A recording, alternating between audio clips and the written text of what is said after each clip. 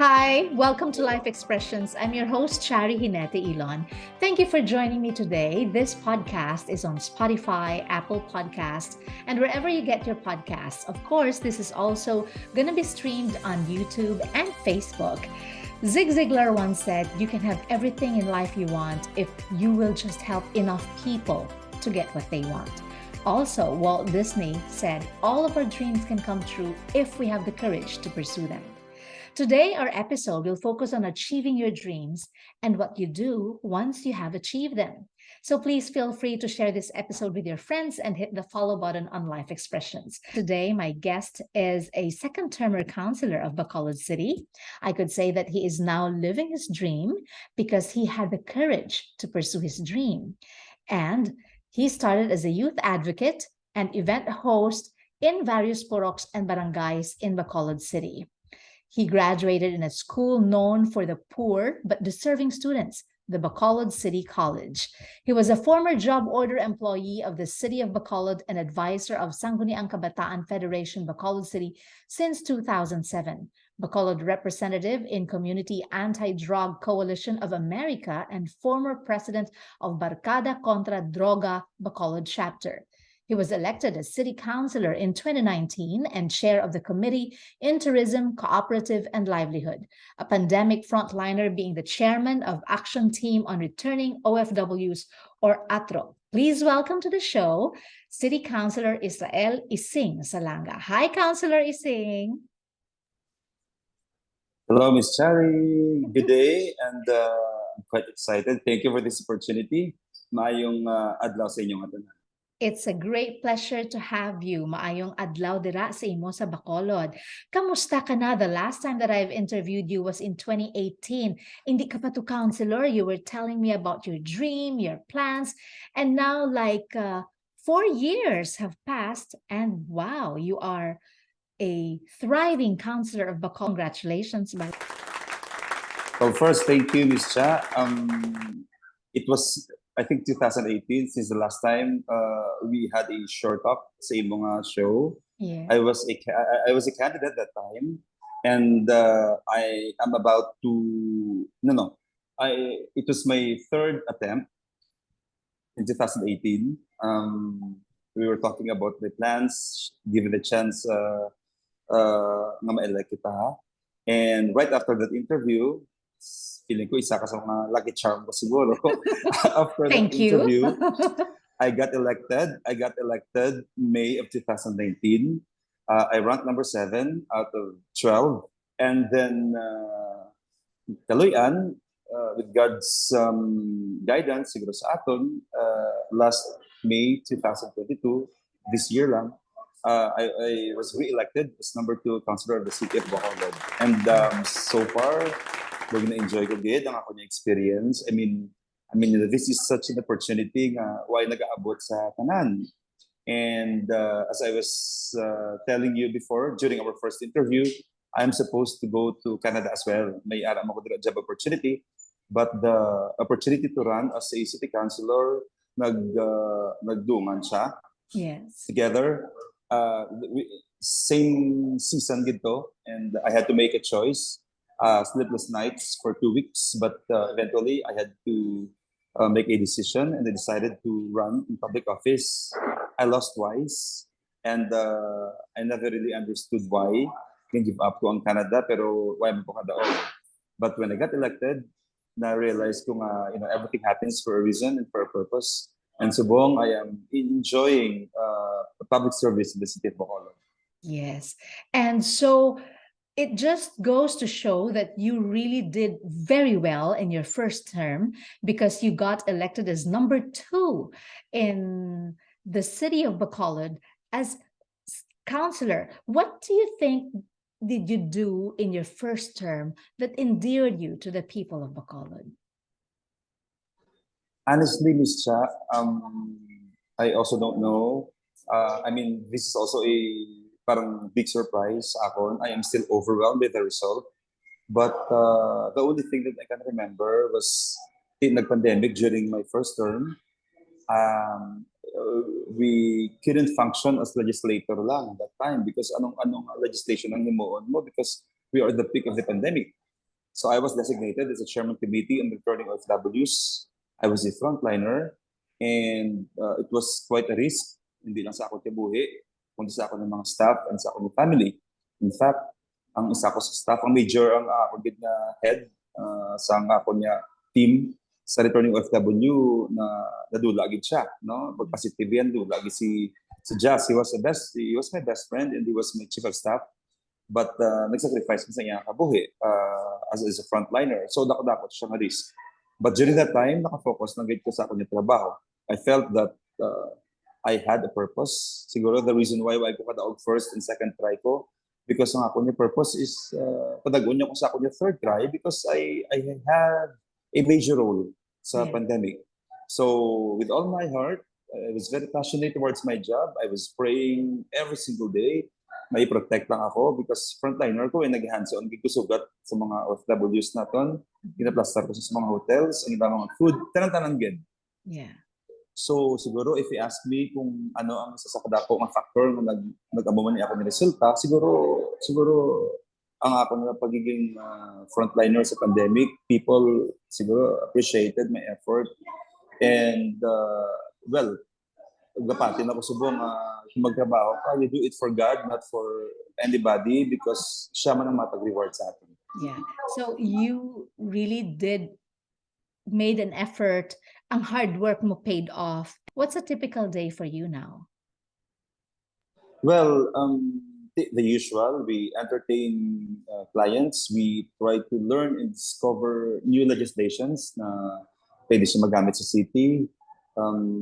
Of course, change is constant. So, damo-damo sa gihapon sa mga pagbago, need naman mag-implement new legislations or guidelines, rules for the city na maka-improve further sa ekonomiya at sa life, no, sa ating mga pumuluyo dire. And then I have a small business, no, may negosyo kita, and that is what is actually keeping me busy, no, ang akong business, ang politika, and of course ating social media, because I try to use my social media as platform sa pag-spread, positivity, sa pag-influence sa ating mga young people, and so far nag-enjoy ako. Yes. Una ho tanong business, because that's the first that you have mentioned. What is your business, if I may ask? I was able to acquire a lot, no, sa agricultural lot, and meron gusto mga pigiri nga gaway nga business. Nag-start ako, nag-enjoy ako sa mga livestock, and so far do gina-enjoy ko siya, ginapadako ko siya matamat kag do ka na gid so far. No. Yeah. Gamay pa man lang siya, Miss Shari, pero gina-try ko siya padako. That's good. But Councilor is saying, being friends on Facebook, I could not help but notice how witty you are, how smart you are, how true, how sincere you are, and straightforward you are with all your posts, ang mga comments, ang imong mga funny posts. Like in the morning when I open my Facebook, isa sa mga makita ko sa akong timeline, ang imong mga posts, and I get entertained all the time. And siguro kung may mga fans sa Facebook mo, isa na ko dira, no? So what keeps you inspired in doing that? What do you do and make sure that you come up with all those wonderful advice, especially for the young people? Thank you, Miss Shari. I am very happy that I have one beautiful follower from Canada. Thank you for that. Thank you for that compliment, no? Well, as honestly, it was sort of a covenant. When I started using Facebook, I also asked myself, how can I contribute? Hindi pa man ko politiko during that time. But I also asked myself, anong pwede ko manging contribution sa community na hindi man mausik ang ako ni social media. And during one of of the sermons ng mga pastor sa church, sila niya dapat mapagamit kita as instrument. So I promised myself na ang ako ni social media will be a platform sa tanan yung mga positive ng mga butang, because you'll never know kung sino kabasa sa amon nga time. And ang akong permi nga ang desire for sa akong heart nga ang i-post ko subong dapat may makabasa nga maka-lighten up sa ilang adlaw. Ang depression and anxiety subong is very rampant sa ating mga young people and even sa ating mga pumuluyo. So ginatinguan kung ako niya social media, mangin voice sa pag-inspire, sa pag-motivate, sa pag-enlighten sa aton yung mga pumuluyo. Kadamo na sa toxic social media, kadamo sa mga negative ng mga balita, ng mga updates sa aton yung community with my social media account being positive lang mabalanseya ang nagkakatabos sa palibot natin. So I do not post, Miss Chari, simply because gusto ko lang, trip ko lang. I post with a purpose because siling ko this is more of my commitment man sa Ginoo nga ang akong social media must be a positive influence sa palibot. Kasi ko na-notice mo, wala ko yung nagaran, wala ko biglang post anything na negative o kung bad news or whatever, dira. Because doon lang commit ko siya, sang bin promise ko sa kagalingon ko, pag ginimo ko siya as covenant sa babaw nga, limit ko siya as positive influence. Nagdamo na yung damang follower na subong from 15,000 sa 2018, pag-interview mo sa akon, subong almost 60,000 na siya. So I'm very excited. I'm very excited every day mag-post sa ginagapati ko nga maisa kita dala ka live and ma-touch and ma-inspire. Yes. One follower at a time, one post at a time, and then you create ripples. So nagadamo pagid, no? So congratulations to you on your covenant, and that covenant is, shall I say, honored and also being favored by God. Kay tungod ka sincero gid sa mga posts. No, makita ka masahan gid sa mga followers mo. But what about your mantra to yourself, especially nga saling mo kinahanglan wala sa negative, and then it should inspire other people. How do you keep yourself committed? What do you say to yourself all the time? Well, personally, may mga struggles man kita. Kaya balagan ko, we cannot give what we do not have. That's why I appreciate ang mga struggles na ginagayan ko para may lahugot as I post, as I create content sa akin yung mga vlog. No? So ang ako siguro ng mantra is you need to establish a stronger faith every day. Because that is what keeps us going. Hindi mo ko pwede maka-inspire sa iba kung ako mismo hindi happy, kung hindi ko inspired, kung hindi ko blessed. So, ginasituate yung gid na puno ang ako ng heart, ang ako ng mangin, some blessings, some guidance, it's a reminder from God para mapaawas ko na siya, ma-share ko siya sa iba. That's wonderful.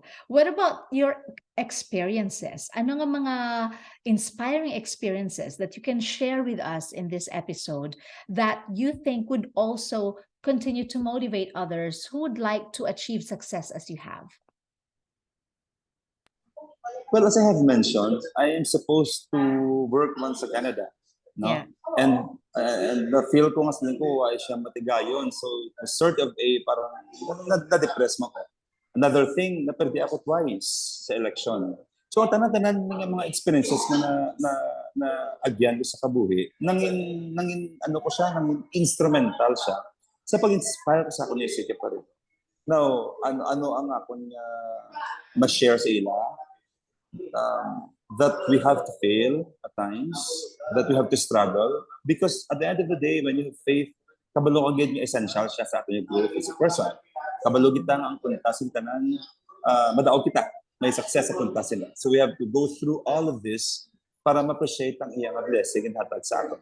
Yes, that is true. No, that no successful person has not undergone failure. So ikaw naka-fail ka twice or thrice. You said on your third attempt, you won. And that is why, because you did not stop, you did not quit.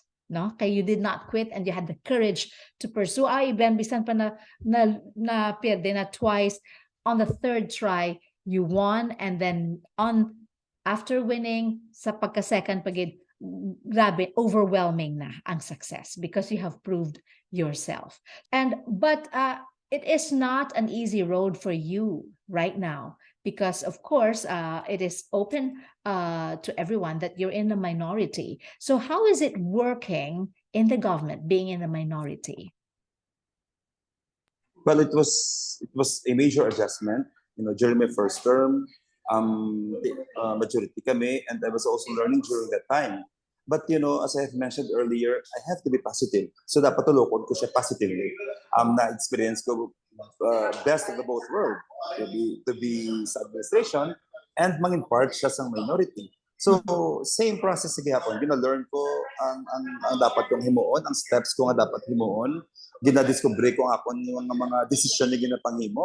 Ngayon, ko siya, I have to be responsible because ari ako dito sa minority. So, ang tanan is still a learning process and I believe na part na siya sa mas dako nga nagahulat sa akin sa future. That's wonderful. What about your aspirations, Councilor Ising? What's next for you?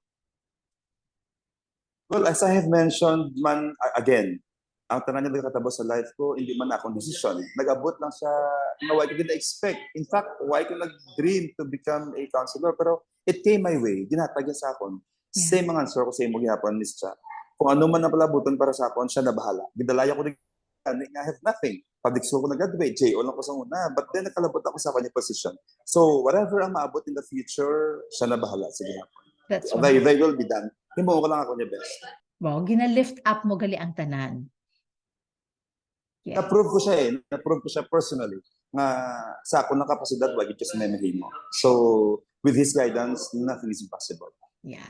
So, last question, what would you like to say to your followers today? Let us enjoy life. Let us appreciate ang every morning nga ginapabugtaw kita, ang ginahatag sa aton. Ang life nga extend sa aton may purpose. Grabe subong ang depression, anxiety, and problema sa aton palibot. But we have to believe na for as long as ma-extend ang life naton, may purpose pa kita. So dapat naka-focus kita dira. Hindi mag-give up. Giving up is not an option. Dapat kabalo kita nga there is light at the end of the tunnel. So padayon kita sa gihapon, equip ourselves ta sa mas bakod niya faith, ipisanon ta because why isang shortcut sa success. Ang tanan kita pangabudlayan, ang tanan may proseso. And lastly, padayon kita nga mag-invest sa aton ni faith because kung nagasupport kita gani sa bangko nga may interest, how much more ang investment sa iya, nakabalot ang he's the creator of everything. Why isang usik sa imong investment sa iya? Yeah, wow, that's wonderfully said, Councilor Ising. So with those words, I think the verse from Jeremiah 29:11 is perfect for you. When God said, "For I know the plans I have for you, plans to prosper you and not to harm you, plans to give you hope and a future." That's perfect for you. Thank you so much for your time, Councilor Israel Salanga, and thank you so much for sharing your wisdom with me and my followers here on Life Expressions. For those of you who like this episode, please feel free to share this and hit the follow button on Life Expressions. Aside from Facebook, Life Expressions is streamed on YouTube, Spotify, and whatever podcasts that you have. This podcast is powered by Anchor. Again, Councilor Ising, thank you so much. Thank you so much. I'm very excited, Ms. Cha. God bless you. Yes, God bless you too. Thank you. Once again, this is Shari Hineti Elon for Life Expressions. Thank you.